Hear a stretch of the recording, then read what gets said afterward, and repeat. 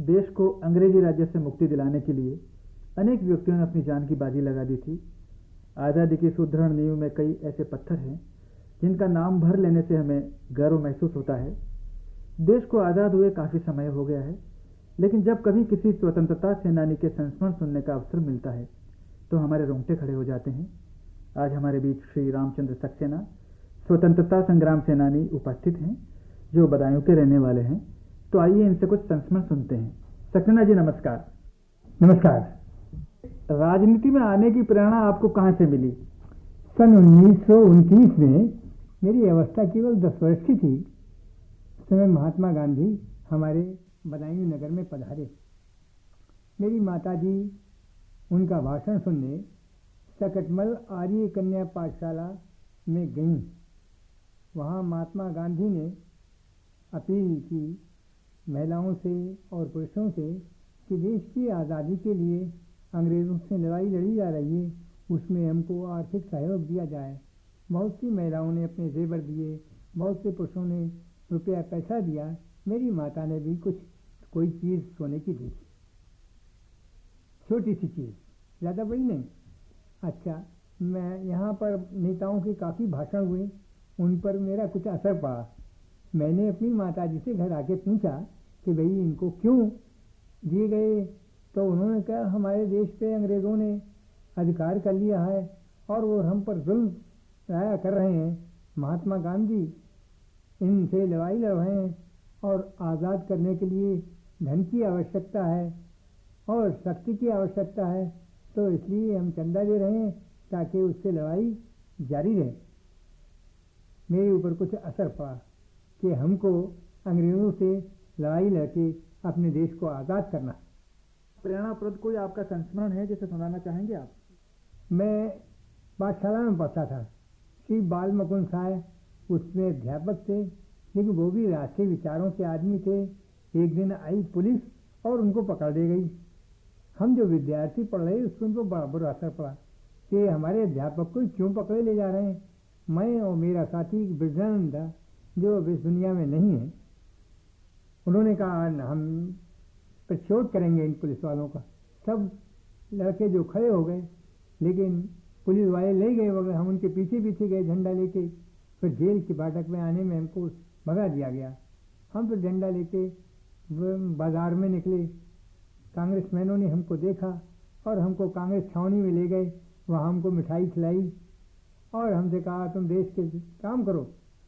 हमको मिठाई खाने के बाद एक एक गोलक दे दी गई। उसमें कहा जनता से चंदा करके लाओ। हम रोज़ाना चंदा ला के करके देते थे। उसके बाद आंदोलन में बजाय हम पढ़ने में लग गए और हम पढ़ते रहे और थोड़ा बहुत काम भी करते रहे, प्रेरित होते रहे नेताओं से।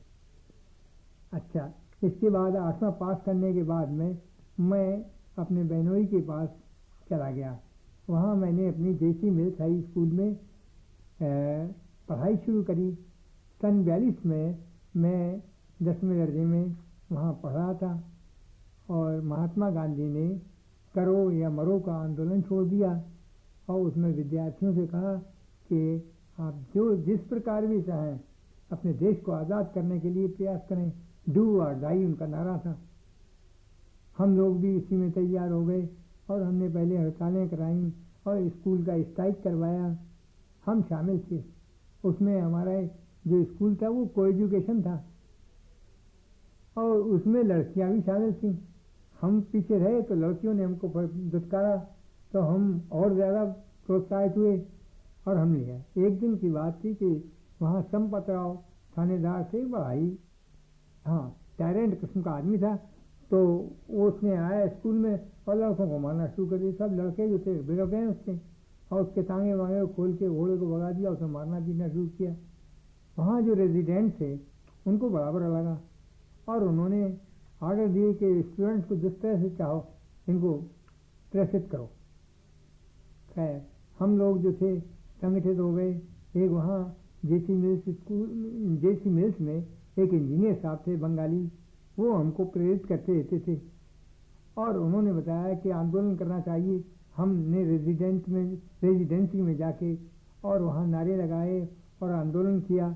हमको गिरफ्तार किया गया और रेजिडेंट बहुत ही नाराज हुआ हमसे और हमको जेल न भेज के उसने थाने की हवालात में 2 महीने लगातार बंद रखा और कहा तुम बताओ, अपने राज बताओ। हमने कहा हम यहाँ राज बताने नहीं आए, हम तो आज़ादी आप लोगों को यहाँ से भगाने के लिए आए हैं, अंग्रेज लोगों को, हम राज बताएंगे तुम्हें। उन्होंने कुछ नहीं कहा। उसके बाद आईजी इंस्पेक्टर एक मुसलमान थे, वो आए, उन्होंने भी बड़ी दोस्ती की और सब कुछ पूछना चाहा, बहरहाल हम किसी काबू नहीं आए। तो रेजिडेंट ने हमको न्यायालय में न भेजकर खुद अपने अख्तियार रेजिडेंट मजिस्ट्रेट बन के और हमको 4 साल की सज़ा और 200 रुपया दे दिया और हमको स्टेट की जेल में न भेज के एक British Indian jail Agra district jail में भेज दिया, जहाँ हमने अपनी जेल काटी। वहाँ काफ़ी तकलीफें उठाई और इस थाने की हवालात में भी हमको 2 महीने रहे थे, उसमें भी हमको वही तकलीफें दी गई। एक तो हमको सोने नहीं दिया जाता था और जो कंबल दिया जाता था उसमें बड़े झूंड होते थे और सोने के लिए हम इतना छोटा कमरा था कि हम उसकी लंबाई में नहीं सो सकते थे, तो डाइनल साइड में हम सोते थे। खाने को सिर्फ 3 आने रोज़ मिलते थे और उसमें अपने हाथ से खाना बनाना पड़ता था। हम खाना बनाना नहीं जानते थे, आटा मंगाया और पानी में घोला और नमक डाला और उसका हलवा बना के पी गए।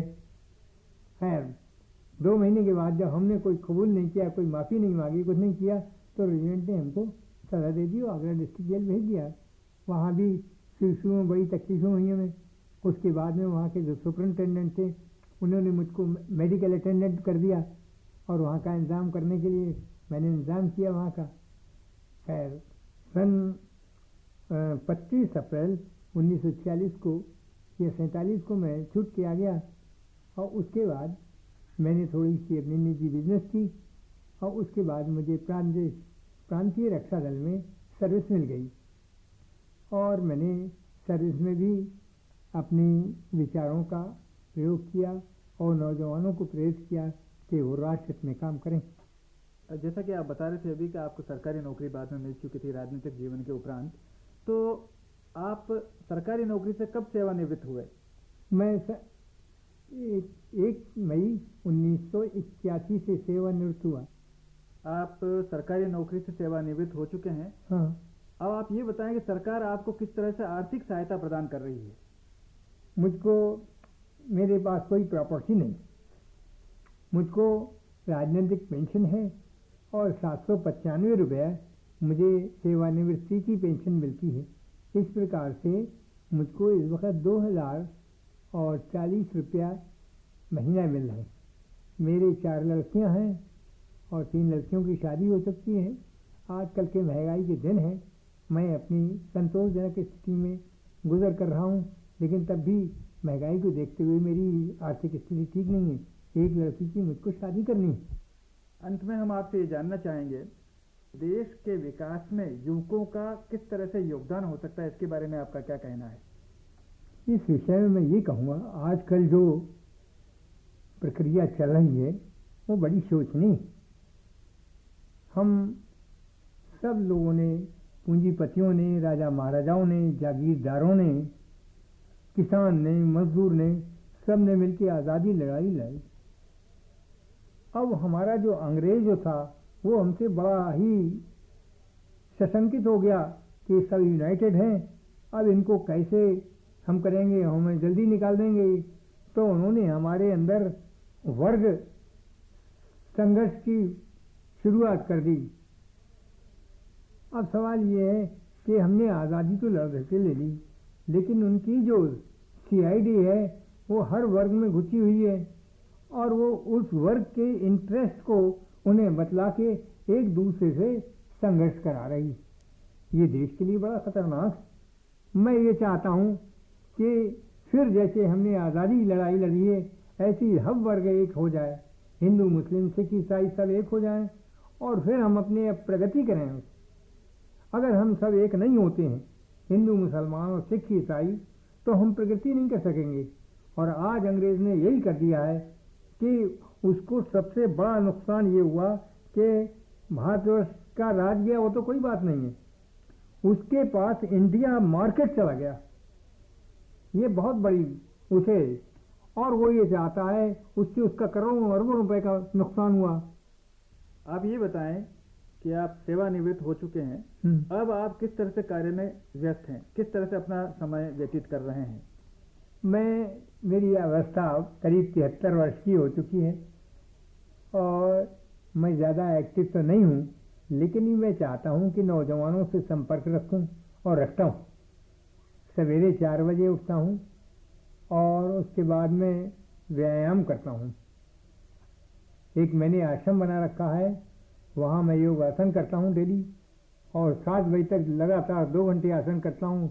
उसमें शीर्ष आसन, गरुड़ आसन और सूर्य नमस्कार, तुला आसन, मयूर आसन, गोमुख आसन और भी बहुत से आसन है, वज्रासन और पश्चिमोत्तानासन और ये पद्मासन।